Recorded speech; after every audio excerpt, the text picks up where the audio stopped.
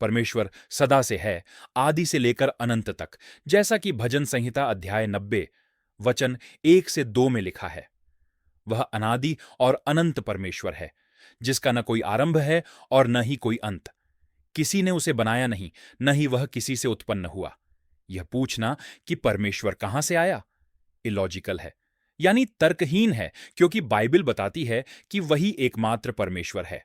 न उसके पहले कोई परमेश्वर था, न उसके बाद कोई होगा, जैसा कि यशायाह अध्याय 43 वचन 10 में लिखा है।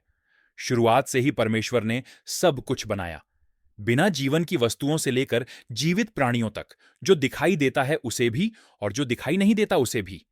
वह अनुग्रह से भरा, प्रेमी और दयालु सृष्टिकर्ता है। उसके गुण, भलाई, धर्म, पवित्रता और क्षमा पूरी बाइबल में दिखाई देते हैं। परमेश्वर की शक्ति और बुद्धि की कोई सीमा नहीं है। वह सब कुछ जानता है, सब कुछ देखता है और अतीत, वर्तमान और भविष्य पर शासन करता है। आत्मा होने के कारण वह हर जगह उपस्थित है, स्थान, समय और यहां तक कि प्रकाश की गति से भी परे। उत्पत्ति से लेकर प्रकाशित वाक्य तक, आरंभ से लेकर अनंत काल तक, केवल एक ही अनंत परमेश्वर है, ब्रह्मांड का सृष्टिकर्ता। अनंत जगत में वह सदा विद्यमान है और उसी समय हमारे सीमित संसार में भी वह उपस्थित है। यीशु मसीह में, जो पृथ्वी पर परमेश्वर का स्वरूप है, वही एक परमेश्वर दो वास्तविकताओं में प्रकट होता है, परमेश्वर पिता और परमेश्वर पुत्र के रूप में। यही एकमात्र मार्ग है जिससे परमेश्वर मानव जाति को पाप से छुड़ा सकता है और सदा हमारे साथ रह सकता है। पुराने नियम में बताया गया है कि परमेश्वर आत्मा है और वह पवित्र है। किसी ने कभी परमेश्वर को नहीं देखा, यहां तक कि मूसा ने भी केवल उसकी महिमा की झलक ही देखी थी। परमेश्वर अदृश्य है, यानी उसे कोई देख नहीं सकता। इसलिए वह मनुष्यों से पवित्र आत्मा के माध्यम से बात करता है। वह कई बार लोगों के सामने एक स्वर्गदूत के रूप में भी प्रकट होता है, जिसे यहोवा का दूत कहा जाता है। पुराने नियम में भविष्यवाणियों के माध्यम से यह दिखाया गया कि यीशु मसीह मसीहा के रूप में आने वाले हैं, शक्तिशाली परमेश्वर, अनंत पिता, शांति के राजकुमार और मनुष्य के स्वरूप में परमेश्वर। यशायाह अध्याय 9 वचन 6 से 7। यीशु के जन्म से लगभग 730 साल पहले लिखा गया। ब्रैकेट में जो शब्द हैं वो समझाने के लिए जोड़े गए हैं, क्योंकि हमारे लिए एक बालक उत्पन्न हुआ, हमें एक पुत्र दिया गया है और प्रभुता उसके कांधे पर होगी और उसका नाम अद्भुत युक्ति करने वाला, पराक्रमी परमेश्वर, अनंतकाल का पिता और शांति का राजकुमार रखा जाएगा। उसकी प्रभुता सर्वदा बढ़ती रहेगी और उसकी शांति का अंत न होगा। इसलिए वह उसको दाऊद की राजगद्दी पर इस समय से लेकर सर्वदा के लिए न्याय और धर्म के द्वारा स्थिर किए और संभाले रहेगा। सेनाओं के यहोवा की धुन के द्वारा यह हो जाएगा। नए नियम में यह भविष्यवाणियां पूरी होती हैं यीशु मसीह में, जो अदृश्य परमेश्वर का स्वरूप है, मनुष्य के रूप में परमेश्वर। कुलुस्सियों अध्याय 1 वचन 15 से 19। वह तो अदृश्य परमेश्वर का प्रतिरूप और सारी सृष्टि में पहिलौठा है। सारी सृष्टि में पहिलौठा का अर्थ है परमेश्वर का देह धारण, यानी उसका मनुष्य रूप में आना, क्योंकि उसी में सारी वस्तुओं की सृष्टि हुई, स्वर्ग की हों अथवा पृथ्वी की, देखी या अनदेखी। क्या सिंहासन, क्या प्रभुताएं, क्या प्रधानताएं, क्या अधिकार, सारी वस्तुएं उसी के द्वारा और उसी के लिए सृजी गई हैं। वही सब वस्तुओं में प्रथम है और सब वस्तुएं उसी में स्थिर रहती हैं। वही देह अर्थात कलीसिया का सिर है। वही आदि है और मरे हुओं में से जी उठने वालों में पहिलौठा, कि सब बातों में वही प्रधान ठहरे। क्योंकि पिता की प्रसन्नता इसी में है कि उसमें सारी परिपूर्णता वास करे। फिलिप्पियों अध्याय 2 वचन 7। वरन अपने आप को ऐसा शून्य कर दिया और दास का स्वरूप धारण किया और मनुष्य की समानता में हो गया। सारी सृष्टि में पहिलौठा, मनुष्य रूप में परमेश्वर। मानव जाति के उद्धार के लिए परमेश्वर की योजना बहुत गहरी थी। मानव जाति को पाप से छुड़ाने के लिए परमेश्वर को स्वयं मनुष्य बनना आवश्यक था। यह योजना एक ईसवी में यीशु के जन्म के साथ पूरी हुई। उसी क्षण से इतिहास सदा के लिए दो भागों में बांट दिया गया, ईसा पूर्व यानी मसीह से पहले और ईसवी यानी मसीह के बाद। परमेश्वर का नाम जाना गया परमेश्वर पिता और परमेश्वर पुत्र के रूप में। एक ही परमेश्वर जो हमें दो वास्तविकताओं में प्रकट हुआ, अनंत वास्तविकता और सीमित वास्तविकता। पिता अपनी अनंत स्थिति में निवास करता है, जबकि पुत्र यीशु हमारी सीमित दुनिया में पृथ्वी पर चला। फिर भी वे एक ही हैं। जैसे प्रकाश एक साथ तरंग और कण दोनों होता है, उसी प्रकार जैसे प्रकाश तरंग और कण दोनों रूपों में अस्तित्व रखता है, वैसे ही परमेश्वर आत्मा में पिता है और देह में पुत्र है, फिर भी एक ही परमेश्वर है। हालांकि परमेश्वर अनंत है, फिर भी पुत्र यीशु ने मनुष्य का शरीर धारण किया और पूरी तरह पिता की इच्छा के अधीन रहे। प्रार्थना में उन्होंने कहा, मेरी इच्छा नहीं परंतु तेरी ही इच्छा पूरी हो। जब पृथ्वी पर उनका मिशन पूरा हो गया, तब यीशु पिता के पास लौट गए, फिर से परमेश्वर के साथ एक हो गए, जैसे कि आरंभ में थे। अंत में यीशु ने अपने उद्धार के कार्य को पूरा किया और पिता के पास लौटकर परमेश्वर की एकता और उद्धार की अनंत योजना की फिर से पुष्टि की। मानव जाति के प्रति परमेश्वर का प्रेम यीशु में वास्तविक हुआ। एक ही परमेश्वर, दो वास्तविकताएं, हमारे उद्धार के लिए एकजुट। यीशु ही परमेश्वर हैं, फिर भी उन्होंने कभी किसी से यह नहीं कहा या किसी को बाध्य नहीं किया कि वे उनकी आराधना करें। यीशु ने केवल एक ही बार आराधना के विषय में बात की, जब शैतान ने उन्हें परीक्षा में डाला, जैसा कि मत्ती अध्याय 4 में लिखा है। यीशु ने शैतान को डांटते हुए कहा, तुझे अपने परमेश्वर यहोवा की आराधना करना चाहिए, यह बताते हुए कि वही यहोवा परमेश्वर हैं। यहां तक कि थोमा, जिसने पहले संदेह किया, उसने भी यीशु को देखकर कहा, हे मेरे प्रभु और मेरे परमेश्वर। यीशु ने उसकी क्षमा की प्रार्थना स्वीकार की और कहा, धन्य हैं वे जिन्होंने मुझे देखे बिना विश्वास किया, यह दिखाते हुए कि विश्वास देखने से भी अधिक सामर्थी है। परमेश्वर देहधारी बना ताकि हम उसके निकट आ सकें। वह चाहता है कि हम उससे व्यक्तिगत संबंध रखें, क्योंकि हम उसके स्वरूप में बनाए गए हैं। उसका प्रेम इतना महान था कि उसने अपने निष्पाप शरीर का बलिदान दिया ताकि हमें पाप और मृत्यु से सदा के लिए बचा सके। वह बार बार किए जाने वाले रीति रिवाजों या खाली दिखावे की इच्छा नहीं रखता, बल्कि वह चाहता है हमारे हृदय, हमारी आज्ञाकारिता और हमारा प्रेम। परमेश्वर जानता है कि हमें सच्ची खुशी किसमें मिलती है। उसके बिना हम भटक जाते हैं, पर उसी के द्वारा हमें अनंत जीवन और सच्चा आनंद मिलता है। उसे अपने पिता और सृष्टिकर्ता के रूप में प्रेम करो और स्वीकार करो, क्योंकि वही मार्ग है, वही सत्य है और वही जीवन है। जब हम यीशु के पुनरुत्थान पर विचार करते हैं, तो एक गहन रहस्य से सामना होता है। प्रेरितों के काम अध्याय 4 वचन 10 में लिखा है कि पिता ने यीशु को मृतकों में से जिलाया। रोमियो अध्याय 8 वचन 11 कहता है कि यह कार्य पवित्र आत्मा ने किया। और यूहन्ना अध्याय 10 वचन 17 से 18 में स्वयं यीशु ने कहा कि उन्हें अपने आप को जिलाने का अधिकार है। इन सब वचनों का अर्थ एक ही है। पिता, पुत्र और पवित्र आत्मा एक ही परमेश्वर हैं। लेकिन ट्रिनिटी का सिद्धांत यानी त्रित्व सिद्धांत पिता, पुत्र और पवित्र आत्मा को 3 अलग अलग व्यक्तियों के रूप में बांटता है और फिर उन्हें एक परमेश्वर के रूप में जोड़ने का प्रयास करता है। लेकिन पुराने नियम और प्रकाशित वाक्य में प्रकट किया गया सत्य स्पष्ट है, परमेश्वर एक ही है। पुराने नियम में कहीं भी पिता और पवित्र आत्मा को 2 अलग अलग व्यक्तियों के रूप में नहीं दिखाया गया है। और अगर परमेश्वर ने मानवता को पाप से बचाने की योजना न बनाई होती, तो पृथ्वी पर यीशु का आना ही नहीं होता। पुराने नियम में यीशु को किसी दूसरे व्यक्ति परमेश्वर के रूप में नहीं बताया गया है, बल्कि वहां मसीह की भविष्यवाणी की गई है, अर्थात स्वयं परमेश्वर की, जो मनुष्य के पुत्र और परमेश्वर के पुत्र के रूप में देह धारण कर पृथ्वी पर आएंगे। कई लोगों के लिए ट्रिनिटी का सिद्धांत अब भी एक मुश्किल विषय है। यह एक सवाल उठाता है, 3 अलग अलग इच्छाओं वाले व्यक्ति एक ही परमेश्वर के रूप में कैसे हो सकते हैं? यही बात यहूदियों और मुसलमानों के लिए ठोकर बन गई, जिसने उन्हें यीशु को परमेश्वर के रूप में पहचानने से रोका। इस्लाम के उदय के समय इसी भ्रम ने कुछ लोगों को एक नया एकेश्वरवादी धर्म स्थापित करने के लिए प्रेरित किया। बाइबल से उत्पन्न इस्लाम ने यीशु को परमेश्वर मानने से इनकार किया, और यही इनकार बाइबल में मसीह विरोधी की आत्मा के रूप में पहचाना गया है। एक यूहन्ना अध्याय 2 वचन 22। उन शुरू के वर्षों में कुछ यहूदियों ने गलती से इस्लाम के नबी को अपना मसीहा मान लिया, जबकि अन्य ने विरोध किया या जीवित रहने के लिए धर्म परिवर्तन कर लिया। परमेश्वर की एकता का रहस्य अब भी उन लोगों को चुनौती देता है और प्रेरित करता है जो सत्य की खोज में हैं। एक और प्रमाण यीशु के बपतिस्मा के समय दिखाई देता है। उस वक्त केवल पिता की आवाज यानी परमेश्वर के वचन को सुना गया, यह मेरा प्रिय पुत्र है जिसमें मैं प्रसन्न हूं।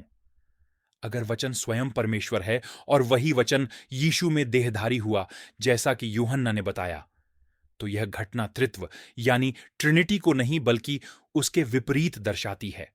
यह दिखाती है कि पिता और उसका वचन यीशु एक ही परमेश्वर हैं, दो अलग वास्तविकताओं में, आत्मा में परमेश्वर और देह में परमेश्वर।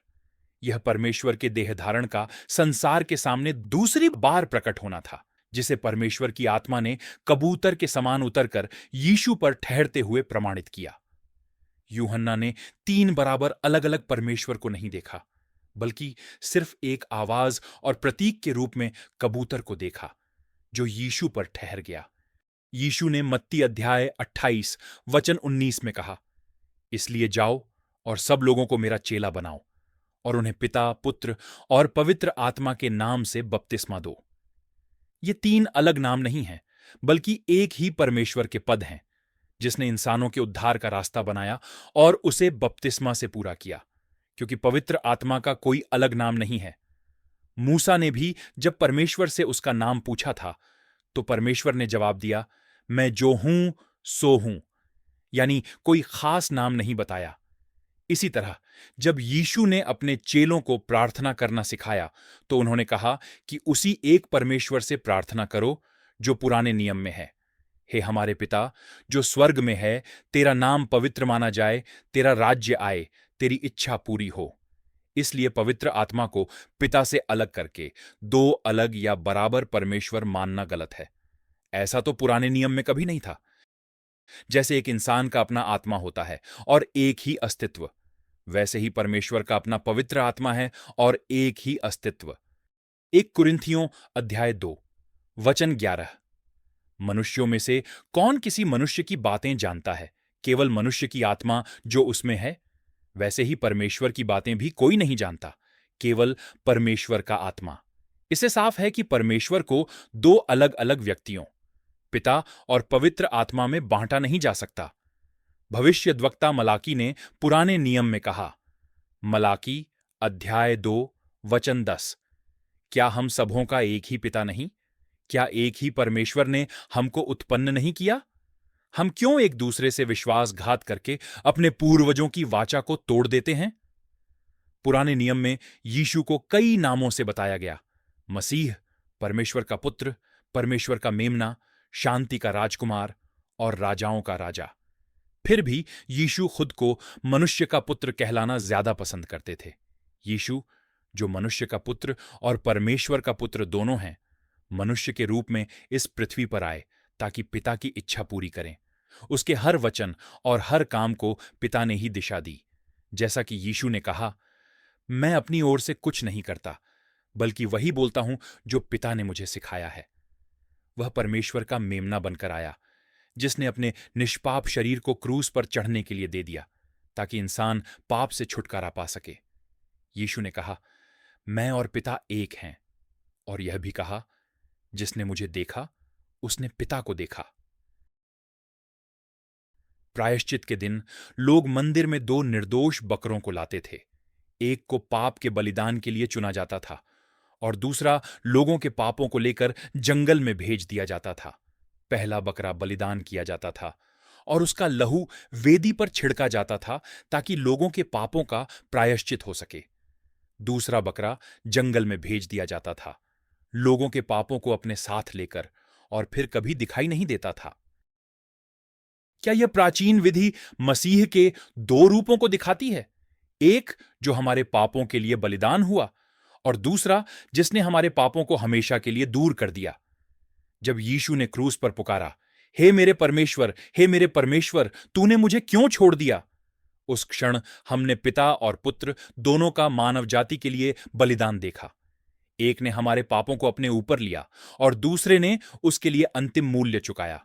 जैसे दूसरा बकरा पूर्व दिशा की ओर भेजा जाता था, उसी तरह भजन संहिता अध्याय 103 वचन 12 हमें याद दिलाता है, पूर्व पश्चिम से जितनी दूर है उसने हमारे अपराधों को हमसे उतनी ही दूर कर दिया। और जब यीशु अपना उद्धार का कार्य पूरा कर लेंगे और सारी शक्तियों को अपने अधीन कर देंगे, तब वह स्वयं को भी परमेश्वर के अधीन कर देंगे और फिर से परमेश्वर के साथ एक हो जाएंगे। 1 कुरिन्थियों अध्याय 15 वचन 24 से 28। उसे एक नया पद मिलेगा, परमेश्वर का मेमना, जैसा कि प्रकाशित वाक्य अध्याय 21 वचन 22 से 23 में लिखा है, या फसह का मेमना, जैसा कि निर्गमन अध्याय 12 वचन 5 से 7 और यशायाह अध्याय 53 वचन 7 में बताया गया है। जब आप प्रकाशित वाक्य को ध्यान से देखते हैं तो आप देखते हैं कि परमेश्वर का मेमना वास्तव में स्वयं परमेश्वर है। मसीह के सारे वर्णन पुराने नियम में बताए गए परमेश्वर के वर्णनों से पूरी तरह मेल खाते हैं, जैसे मैं पहला और आखिरी हूं, आदि और अंत हूं, अल्फा और ओमेगा हूं। प्रकाशित वाक्य अध्याय 1 वचन 14 से 18, यहां तक कि यीशु के सफेद बाल जो शुद्ध ऊन जैसे बताए गए हैं, प्रकाशित वाक्य में उसी तरह वर्णित हैं जैसे दानियेल अध्याय 7 में अति प्राचीन कहलाने वाले परमेश्वर के। अगर आप दानियेल की पुस्तक को ध्यान से पढ़ें तो पाएंगे कि अति प्राचीन कहलाने वाले परमेश्वर समय के अंत में आता है, न कि मसीह या मनुष्य के पुत्र के रूप में। इससे यह स्पष्ट होता है कि मसीह स्वयं परमेश्वर हैं, जो मानव रूप में पृथ्वी पर आए। दानियेल अध्याय 7 वचन 9 और वचन 15 से 22। यह परमेश्वर का रहस्य है कि कैसे उसने मानव शरीर धारण किया, मृत्यु पर विजय पाई और सदा हमारे साथ रहने वाला बन गया। बाइबल कहती है वह हमारे अपराधों के कारण घायल किया गया और जगत की उत्पत्ति से पहले ही बलि किया गया था। जब हम अनंत काल तक परमेश्वर के साथ रहेंगे, तब हम उसके प्रेम और बलिदान को सदा याद रखेंगे। उसने यह योजना हमें रचने से पहले ही बना ली थी, ताकि कोई घमंड न करे, बल्कि एक दूसरे के साथ नम्रता और दया से जीवन जीना सीखे। प्रकाशित वाक्य अध्याय 1 वचन 14 कहता है, उसका सिर और उसके बाल ऊन के समान श्वेत थे। यह वही यीशु है, मनुष्य का पुत्र। प्रकाशित वाक्य अध्याय 1 वचन 17 में यीशु कहते हैं, मैं प्रथम और अंतिम और जीवता हूं। दानियेल अध्याय 7 वचन 9 में लिखा है, अति प्राचीन विराजमान हुआ, उसका वस्त्र हिमसा उजला और सिर के बाल निर्मल ऊन सरीखे थे। दानियेल अध्याय 7 वचन 13, मनुष्य के संतान सा। कोई आकाश के बादलों समेत आ रहा था और वह उस अति प्राचीन के पास पहुंचा। प्रकाशित वाक्य अध्याय 22 वचन 13, मैं अल्फा और ओमेगा, पहला और अंतिम, आदि और अंत हूं। यशायाह अध्याय 44 वचन 6 में परमेश्वर कहता है, मैं सबसे पहला हूं और मैं ही अंत तक रहूंगा, मुझे छोड़ कोई परमेश्वर है ही नहीं। प्रकाशित वाक्य अध्याय 21 वचन 22 से 23, सर्वशक्तिमान प्रभु परमेश्वर और मेमना उसका मंदिर है। उस नगर में सूर्य और चांद के उजियाले की आवश्यकता नहीं, क्योंकि परमेश्वर के तेज से उसमें उजियाला हो रहा है और मेमना उसका दीपक है। यूहन्ना अध्याय 1 वचन 1, 3 और 14, आदि में वचन था और वचन परमेश्वर के साथ था और वचन परमेश्वर था। सब कुछ उसी के द्वारा उत्पन्न हुआ और वचन देहधारी हुआ और हमारे बीच में डेरा किया। 1 कुरिन्थियों अध्याय 8 वचन 6, तो अभी हमारे लिए तो एक ही परमेश्वर है, अर्थात पिता, जिसकी ओर से सब वस्तुएं हैं, और एक ही प्रभु है, अर्थात यीशु मसीह, जिसके द्वारा हम हैं। 1 कुरिन्थियों अध्याय 15 वचन 24 से 28। इसके बाद अंत होगा। उस समय वह राज्य को परमेश्वर पिता के हाथ में सौंप देगा। सबसे अंतिम बैरी जो नष्ट किया जाएगा वह मृत्यु है, और जब सब कुछ परमेश्वर के अधीन हो जाएगा तो पुत्र आप भी उसके अधीन हो जाएगा, ताकि सब में परमेश्वर ही सब कुछ हो। यूहन्ना अध्याय 14 वचन 23, यदि कोई मुझसे प्रेम रखेगा तो वह मेरे वचन को मानेगा, और मेरा पिता उससे प्रेम रखेगा और हम उसके पास आएंगे और उसके साथ वास करेंगे। यूहन्ना अध्याय 15 वचन 26, परंतु जब वह सहायक आएगा जिसे मैं तुम्हारे पास पिता की ओर से भेजूंगा, अर्थात सत्य का आत्मा जो पिता की ओर से निकलता है, तो वह मेरी गवाही देगा। मत्ती अध्याय 28 वचन 20 में यीशु ने कहा, और देखो, मैं जगत के अंत तक सदा तुम्हारे संग हूं। लेकिन यह कैसे संभव है? क्योंकि यीशु तो लगभग 2000 साल पहले पृथ्वी से लौट गए थे, और वह एक ही समय में 2 अरब से अधिक मसीहियों के भीतर कैसे रह सकते हैं? इसका उत्तर है, यीशु हमारे भीतर पवित्र आत्मा के द्वारा रहते हैं।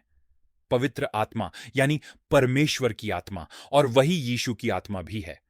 क्योंकि परमेश्वर आत्मा है, इसलिए वह हर एक विश्वासी के भीतर एक साथ रह सकता है।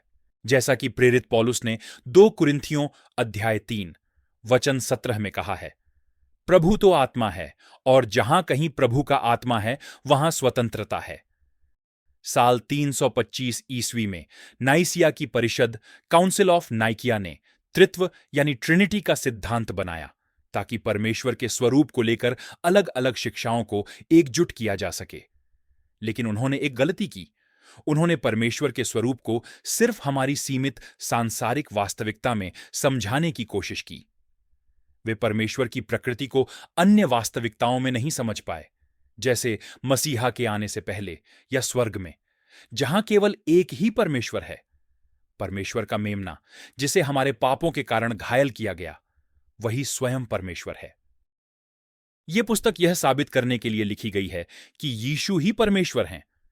पवित्र आत्मा, पुत्र और पिता तीनों एक ही परमेश्वर हैं, जिन्होंने उद्धार को वास्तविकता या सच्चाई बनाया। यीशु के पृथ्वी पर आने से पहले परमेश्वर अपने नबियों के साथ पवित्र आत्मा के माध्यम से रहते थे। जब यीशु पृथ्वी पर थे, तब परमेश्वर अपने लोगों के साथ यीशु के रूप में थे। आज यीशु या परमेश्वर हर मसीही के साथ पवित्र आत्मा के द्वारा रहते हैं। रोमियो अध्याय 10 वचन 9 में लिखा है कि यदि तू अपने मुंह से यीशु को प्रभु जानकर अंगीकार करे और अपने मन से विश्वास करे कि परमेश्वर ने उसे मरे हुओं में से जिलाया, तो तू निश्चय उद्धार पाएगा। अगर आप ऐसा करते हैं तो आप निश्चित रूप से उद्धार पाए हुए हो, चाहे आप त्रित्व यानी ट्रिनिटी में विश्वास करो या एक परमेश्वर में। निश्चिंत रहें, क्योंकि चाहे आप जो भी मानते हो, प्रभु यीशु सदा आपके साथ हैं।